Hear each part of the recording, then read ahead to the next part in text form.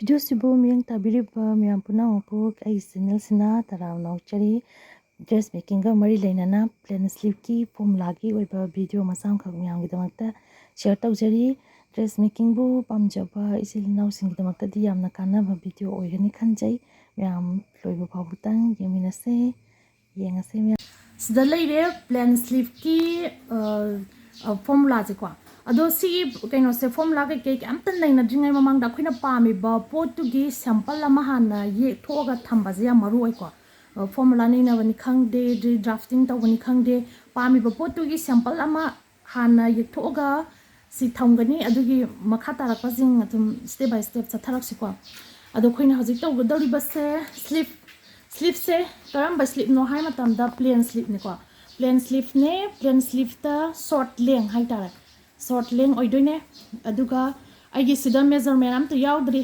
Measurement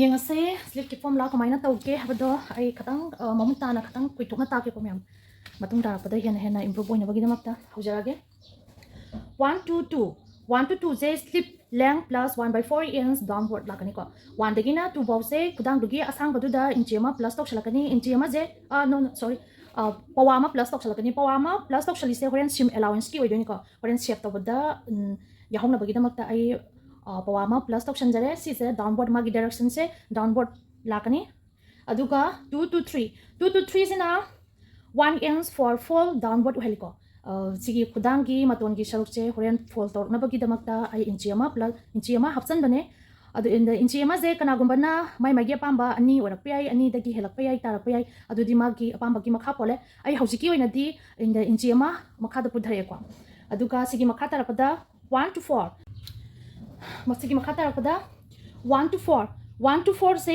dip of the sleeve plus 1/4 inch downward ꯑꯣꯏꯔꯛꯀꯅꯤꯀꯣ꯫ 1 दगिना 4 फाउसे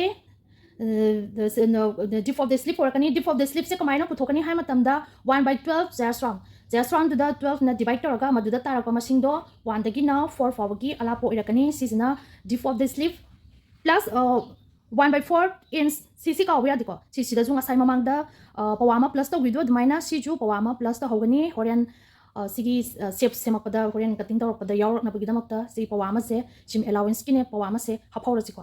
अदुगिदमक्ता हापने। अदुगा सिगी मखा सथरकपदा 4 to 5 4 to 5 से wide of the sleeve ओरकनी। wide of the sleeve से कमायना पुथोकनी हाय मतमदा 1/4 chest round minus half inch 1/4 chest round minus half inch नत्रगा अदगी 1 inch ओबियाई अदगी करिगमकांदा minus 1.5 inch ओरकयाई। CD according to the size ना समायना हजरमगे। अदुगा सीना तबिदा अतोपा अमना मो 1 to 5 से wide of the sleeve से अतोपदा कमायना पुथोकनी हाय मतमदा half shoulder minus half inch right side ngasai shoulder दुगी तंखाई दुदा minus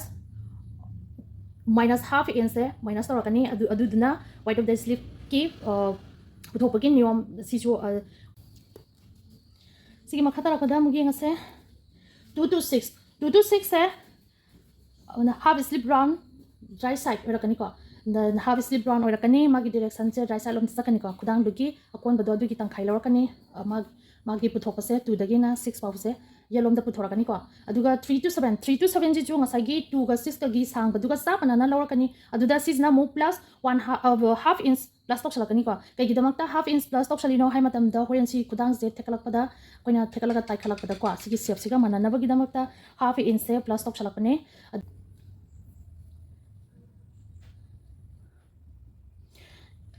Join 1 to 5 5 to 6 6 to 7 are in a straight line। सिगी 1 दगिना 5 फाउबा 5 दगिना 6 फाउबा 6 दगिना 7 फाउबा जे straight line दा join तोक्सले।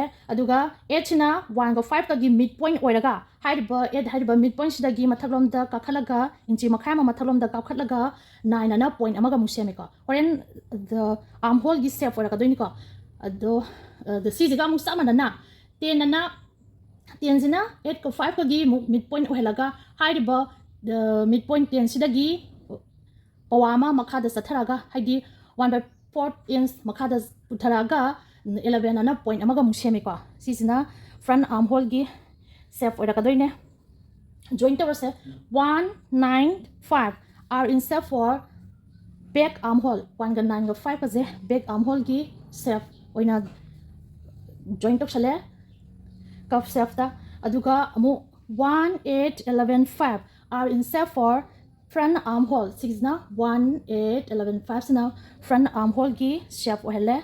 Aduga si je horen joint tawrokpa matamda 1 dagi sigi cuff mawong da kwa 195 se cuff mawong da joint tawrakani sisina back armhole gi aduga front armhole gi jana sigi mathaki shape sida khara khara tas tawraga lakpaduna sigi 8 che tas tawraga faraga lakani aduga 11 bo ba puntharakani aduga 5 se tamna shape tawrakani ko sisina front armhole gi shape oidoine aduga loirakpada akhina kawidabase 1 dagi na 3 bawase on fold oirakani ko tangkhai section arakani aduga cutting tawba drafting tawba sida loina fold tawraga tawrakani sema kawu yade sida loishalle sleeve ki form laze ado hayang cutting tawrakpa drafting tawrakpa matamdadi measurement changi ko ado measurement kamaina lawrakani aduga measurement tawbaduda akoingi important knowledge about drafting ana niyom khara lai ko adusu ai taksarakke adu hayang drafting tawbada adu tangai fadana adu sangdaba yade adugi niyom singdo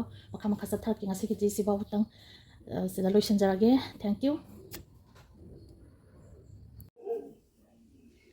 video si kamain to ge myam comment da thambiramo ahan ba video ne soi kiba lan kiba yauraga so ngakpi gani matungda semtok chanaba hona jage semjarakpa video singda adomda hena improve oinabagi damakta subscribe tabasu kawbirangano like su tawbiramo ngasi gidi kainarase myam mathangi video da amuk thengnarase